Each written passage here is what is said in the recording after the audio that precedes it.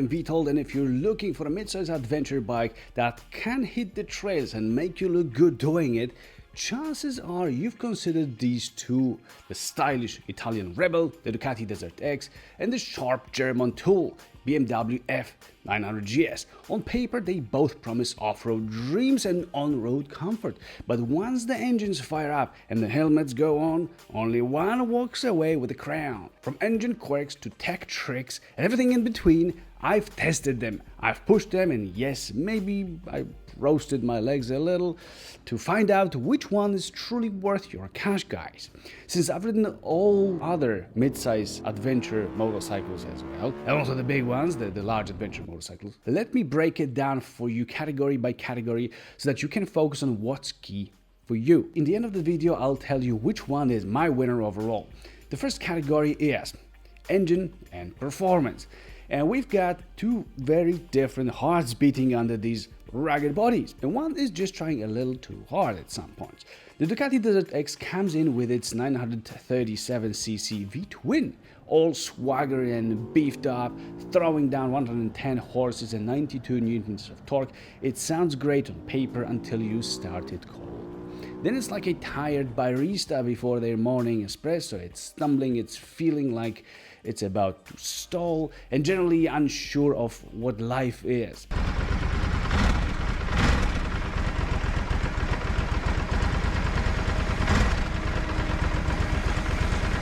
Once warmed up, yeah, sure, it will wake up and move fast.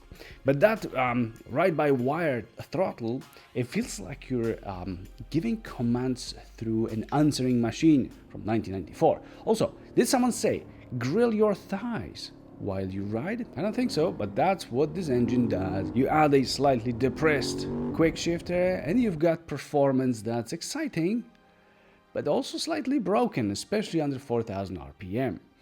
Meanwhile, the BMW F 900 GS has a less exotic 895cc parallel twin, but it brings 105 horsepower and 93 Nm of torque with a kind of surgical precision that makes you feel like you're riding an espresso machine designed by the Luftwaffe. Dynamic mode turns this thing into a ballistic missile with manners. It's smooth, it's controlled, aggressive when asked, and importantly, it doesn't melt your legs. Plus, the quick shifter, it's a chef's kiss. It's amazing. It clicks through the gears like it's skipping ads on YouTube Premium. There's no drama, there's no quirks, just pure Bavarian competence. Winner, I'm saying BMW F 900 GS, because it delivers excitement, better heat management, throttle response, and a quick shifter that doesn't feel like a guessing game. Number 2 is handling.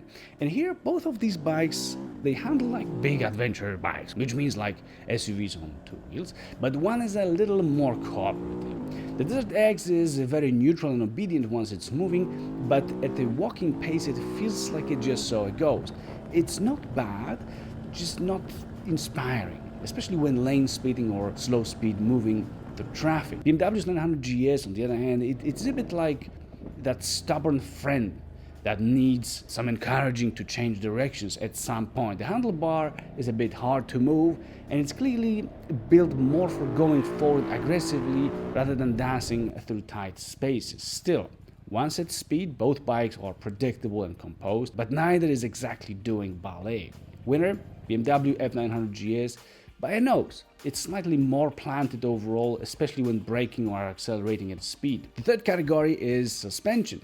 Now, here's where Ducati says, I may burn your thighs and confuse your throttle hand, but watch this. The DesertX suspension is glorious. It is plush, it's composed, and with that floaty magic carpet vibe that makes you believe you could ride over a rock garden while sipping cappuccino. 23 centimeters of front and 22 centimeters of rear travel. Well, that's a proper SUV territory. Add in gorgeous rims and 25 centimeters of ground clearance, and you've got something that actually wants, or at least it looks like it wants to go off-road. Sure, it needs a coin to adjust the front suspension, but it's the kind of setup that you want under you on a bumpy terrain. The BMW, also good, especially with the Enduro Pro Pack, and you don't need medieval coin to adjust anything here, which is very nice. Still, it's firmer and it is less floaty. Front wheel travel is 23 centimeters and the rear is 21.5. The front end is planted and it's less prone to nosediving, which is excellent when you slam the brakes in panic. But floaty Ducati just feels better on any kind of rough stuff. Winner, Ducati DesertX. It is plush. Long travel suspension and exceptional ground clearance make it the true warrior of the two, while still maintaining top comfort levels. Definitely that's the top of the top here. Number 4 is seat and position comfort. Adventure bikes are sometimes like sofas on wheels. Unfortunately, both of these are slightly too high for anyone under 6 feet to flat foot them very comfortably. I'm 1 meter 83 centimeters tall, or 6 feet tall exactly. The DesertX seat is comfy. It's like grandma's armchair, but its height is 87.5 centimeters, and that wide tank makes supporting yourself on this bike feel like prepping for childbirth. The bars are high and they are moved far forward. It's not ideal for wrists. Foot pegs are a bit high as well, so you're in kind of crouch. It could be better ergonomically. The BMW does a little better, especially with its raised handlebar thanks to EnduroPack Pro and well-positioned foot pegs. You're still elevated at 87 centimeters of its seat height, but somehow it just works better for average height humans. The seat is harder than a stale German pretzel, but it is well shaped, so you don't slide around so much, and it's quite comfy in the end. Still not sofa level comfort, but functional and logical. Very BMW. Winner, BMW F900 GS, because its riding triangle is better balanced for long days and also average humans with needs. However, regardless of how you use your body parts and how you like to sit, when at home or office, go for an electric office chair like my 7G11s from Power Seats. You might want to check them out at powerseats.eu. Everything is... Why did this move? I don't think it was supposed to be like that. Okay. Anyway, this is cool stuff. This is less cool stuff, but it's working. Let's move to wind protection. Now we enter the just why segment. Both bikes screw this one up. The Ducati DesertX looks like it should slice the air with Terminator-level aggression, but instead it punches it like in a bar fight. Wind is loud on this bike, it is in your face, and that non-adjustable screen is not helping. In my opinion, it's more of a fashion statement than a windscreen. BMW, meanwhile, is out here saying, aerodynamics? Nah. With a tiny non-adjustable screen and worse wind protection than a baseball cap in a hurricane, you're going to want to ride with earplugs or a new windscreen. Both bikes fail, but one fails slightly less. Winner is Ducati DesertX, but barely, like winning a foot race against a toddler, let's say. Because while both are bad, the DesertX may be marginally less turbulent in my opinion. Number 6 is brakes, so stopping power, where Ducati brings sharp front brakes to the party, which is great until you dive harder than an Olympic swimmer every time you touch them. Rear brake is just fine, ABS is well calibrated, and BMW at the same time shows up like a seasoned pro here. There's nothing flashy, it's just solid and confidence inspiring in terms of braking. It doesn't dive too much, it stops cleanly and it feels predictable under pressure. Winner, BMW F900 GS. Its brakes are more refined and confidence inspiring without the unwanted nosedive drama that's there on Ducati. Number 7 is drivetrain. Both of these bikes use chains, but BMW throws in a golden chain. That's it. That's the category, guys. Ducati has a normal chain. BMW's chain is gold, and therefore it gains at least bloody 10 to 15 horsepower.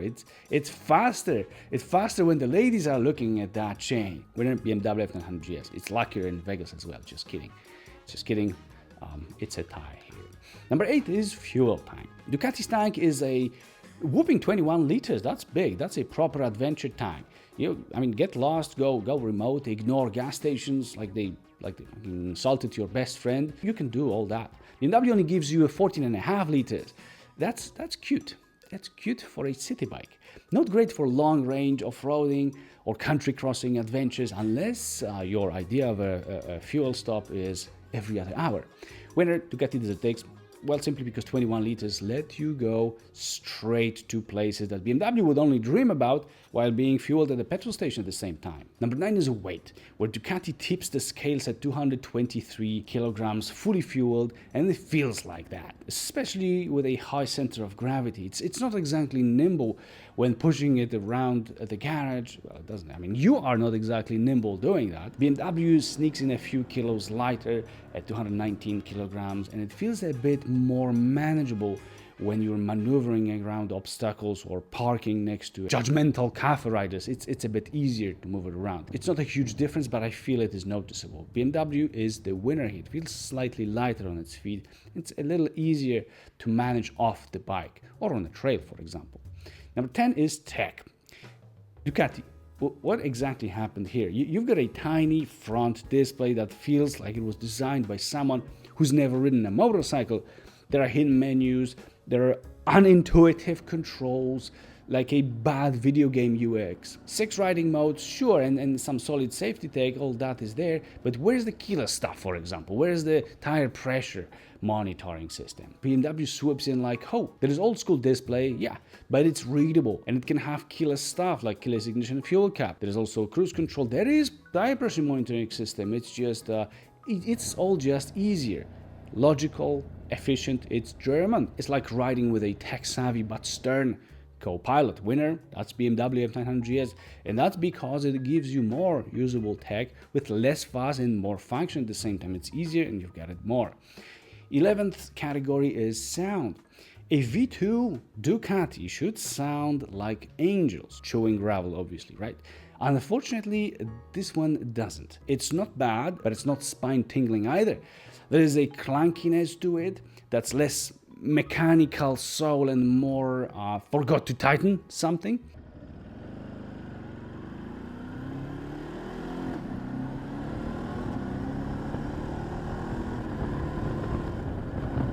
While the BMW, well, factory Akrapovic exhaust, man, it pops, it cracks, baby. There's a satisfying bark in that dynamic mode that makes you giggle like a kid pulling a prank on their grandma. It is, by the way, road legal, but it still sounds illegal enough to feel very much fun. Very much fun. And that's an inline engine.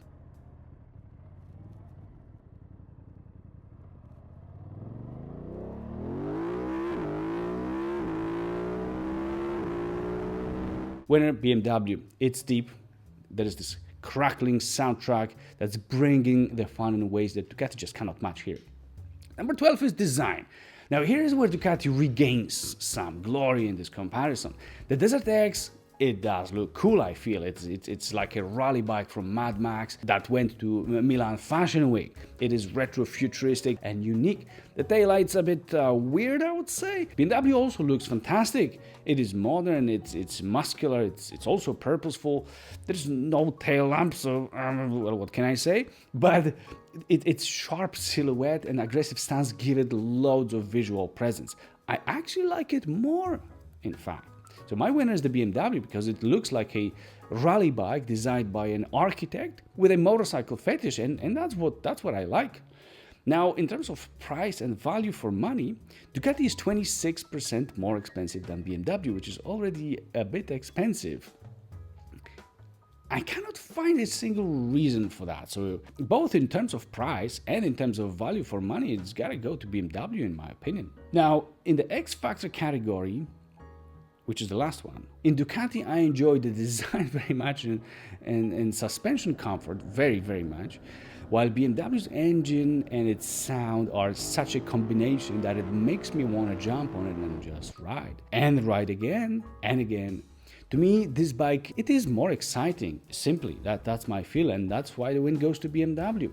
Now, let's sum up the results within the categories. Ducati wins in suspension, wind protection, and fuel tank, while BMW looks better in engine and performance, handling, seat and position comfort, brakes, weight, tech, sound, design, price and value for money, and X Factor.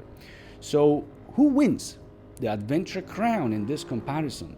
Well, the Ducati DesertX is like an Italian supermodel. It is gorgeous, it is fast, it's full of drama, but it's a male. It's got nothing to do with Italy, by the way, just an afterthought. When it's good, it's great. And when it's not, well, it's still handsome, at least.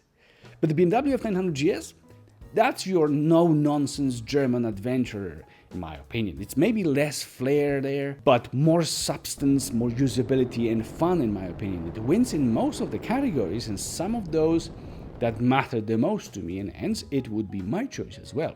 It feels like a safer choice and being more fun at the same time. It is an easy decision for me, in fact, and please let me know, guys, which one you would choose. And if you are interested in learning more about each of these bikes, do check my full honest reviews of them that are linked in the video's description. See you there.